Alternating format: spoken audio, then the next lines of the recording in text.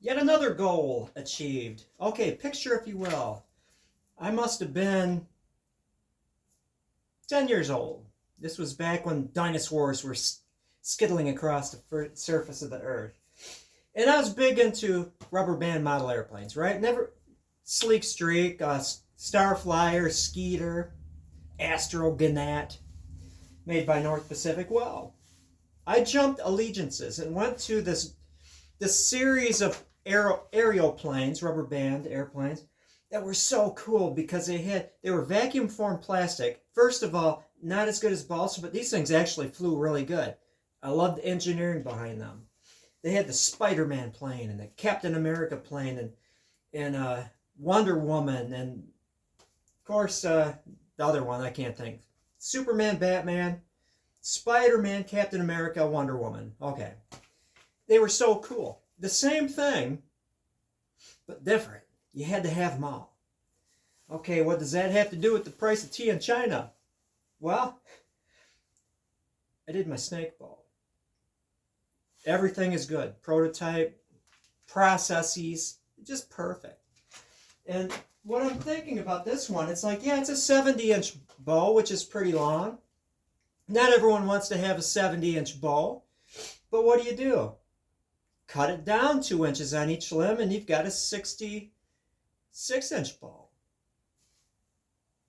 Cut it down 1 inch on each limb, you've got a 68-inch bow. You see what I mean? One model of kind of kit bow, or just the beginnings of the bow, the proto bow, which is going to be all tillered and everything, could be many different things. You could back it in different ways. Rawhide, that really cool cloth snakeskin, self bow, whatever. Rounding the back. On these, actually, I would suggest lowering the weight. And when you reshape it, tillering, but it's not anything because they're already tillered. I mean, you could put a string on it and it'd be ready to go. But you can control it by removing the material when you're rounding the back. Instead of on the belly, typically, but on the back. Getting it to the roundness you want for style. Again, modeled after an actual bow that I made out of mulberry. You can kind of see the wiggles. It's not severe, but it's enough. Sometimes it's the subtleties. And more of a handle than I normally put on my bows. Now the trick is the process, getting it the tiller you want, but also because it's skinny, not having any flex, even without the glue down riser, because you don't want to have any stress in that glue joint. The riser is just there. It would still be a bow without it. And so it's a tricky deal. You might say, well, I can see the riser block. Again, prototype. How I work it with my talisman, my battle bows, and all those things, is I've got this piece of wood. The width I want to start out with for the blank, cut it off, you take that cut off piece, boom, and use that for the riser so you've got the same grain pattern and exact same color. And it makes basically an invisible riser. It looks like it's a one-piece bow. But yeah. I'm liking this, and I'm looking at this thing. I turned off the radio, WKLT. It's a classic rock station I listen to.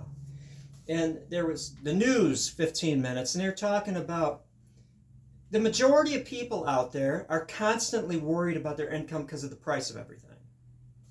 And so, yeah, harping on it again. Stave-made bows, finished bows. But you know what? Aside from my paddle bow, my beloved paddle bow, which I rawhide back and paint, probably the wisest choice would be on all these board bows, selling them in this state.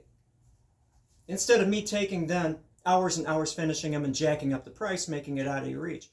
You are capable of doing all this stuff. But yeah, this is exciting.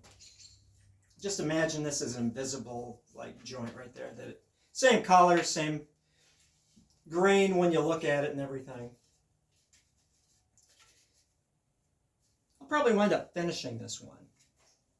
Just for the finished example of all my production board bows. Yeah, this is exciting. I came home from lunch and worked on the handle. It's like, forget food. I'm gonna work on the bow.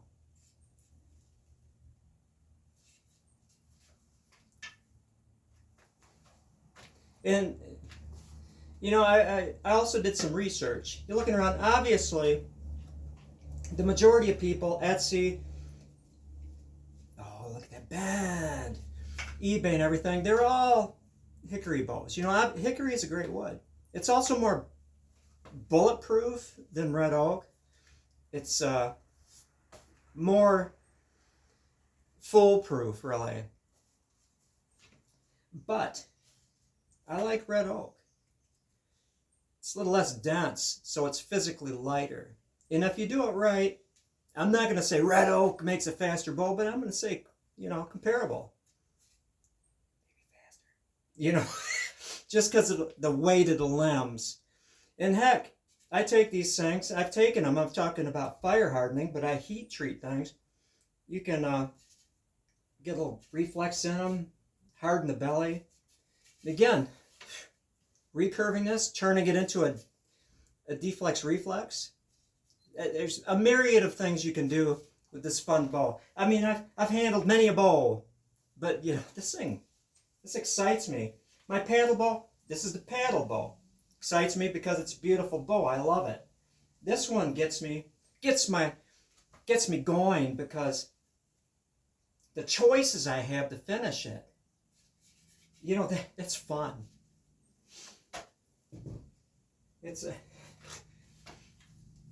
Gets 2 thumbs up for me. Heck yeah. You can quote me on that.